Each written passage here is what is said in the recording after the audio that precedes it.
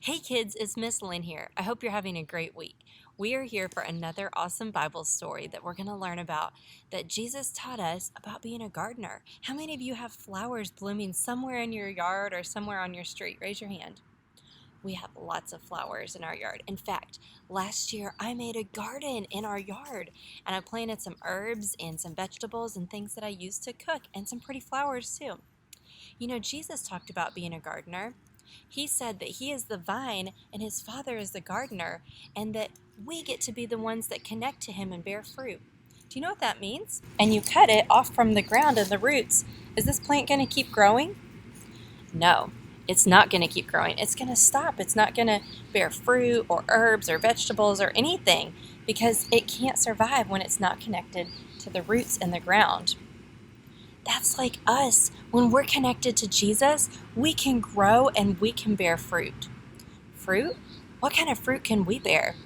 We can bear the fruit of the Spirit, which is love and grace and patience and kindness. It talks about it in Galatians.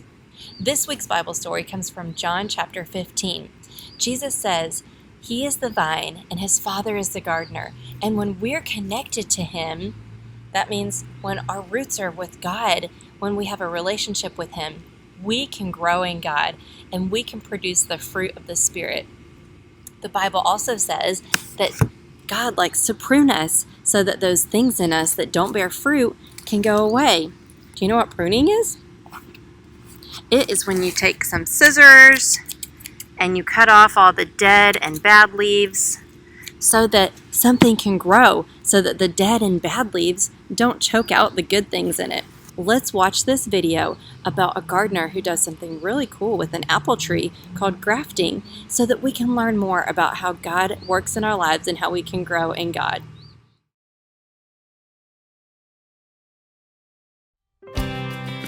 Hi, I'm Scott Skogabo and I'm a head propagator at a nursery, and I'm here to talk to you about grafting apple trees. Grafting is a process in which you take the roots of one plant and the top of another plant and join them together so that the union will heal, and then the top of the tree will become, in this case apples, will have the desired large tasty apples that we've come to expect in the grocery stores. So the next step for grafting is to collect your scion wood. So in this case we're looking for nice plump juicy buds. So then we will cut that from the parent tree and bring it to our working space. So this piece of scion wood that we just took was off of a wonderful apple tree called the Cortland apple. Cortland apples are crisp and juicy. Yum! See all those bumps along the piece of scion wood? That's where leaves and apples will grow out of. Pretty cool. And so now we're going to talk about our rootstocks. This rootstock is called the Antonovka apple. This root is really strong and able to handle very cold temperatures. That's kind of like how Jesus is a strong root for us to grow with. In order to graft the scion wood to this root, Scott needs to clip the top off. Scott cuts the wood so he could graft it to the root. Next, Scott has to cut the root and the scion wood at angles so they can grow together. See how you can see the middle of the branch? Now the insides touch right up against each other. That helps the scion wood get the nutrients and strength it needs from the strong root. Just like we get strength when we grow in Jesus. Scott uses a piece of grafting rubber to hold the root and the scion wood together. They need to stay connected to grow together, like we need to stay connected to Jesus. The final two steps that we have to finish this graft is to paint grafting seal onto the cut edges. And the reason I do this so that the sap then will flow up into the scion piece to give it nourishment and food. So I want to show you what an apple looks like 3 weeks after it has been grafted. Wow, look how the branches have grown together. Now the Cortland apples can grow because they're attached to a good, strong root. When we stay attached to Jesus, we grow with God.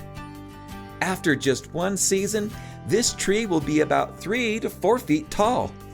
And after 2 years, it will be taller than you.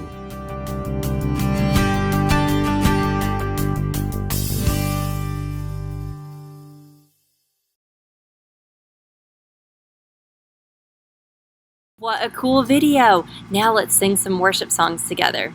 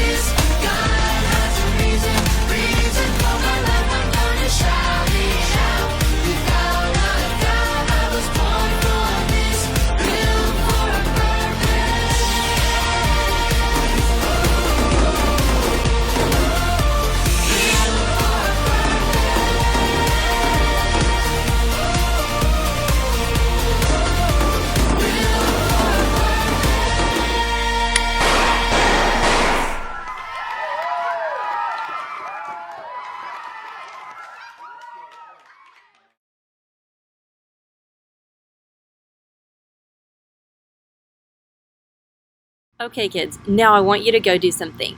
With your parents' permission, go outside and find a branch. Now, when you have your branch, let's look at it. Is this branch connected to anything? No. Does it have any leaves or flowers or fruit or anything growing on it? No. Now I want you to look at some of the trees around your house, if you have any trees, and see if you see anything growing on them. That's right. Look.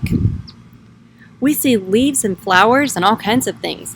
We used to have peach trees and pear trees at my old house, but those trees grew flowers that turned into fruit when they were connected to the roots and when they were getting all the nutrients from that tree.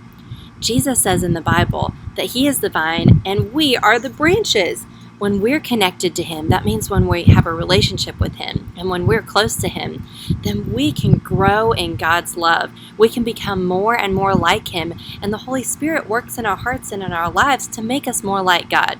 Isn't that awesome? That's our Bible story for this week. So I want you to, every time you see leaves and branches and flowers this week, I want you to think about how you are connected to God and how you're growing in God's love. Now, before we go, I want to remind you that we have a few announcements. It's almost Easter time. We're so excited. We have a Good Friday service on Friday, April 2nd at 6:30 p.m. It's going to be so much fun. We're going to have some special stuff at it. You're not going to want to miss it. And then on Saturday, April 3rd, from 1 to 3 p.m., we're having an Easter egg hunt, and you're all invited. We would love to have you.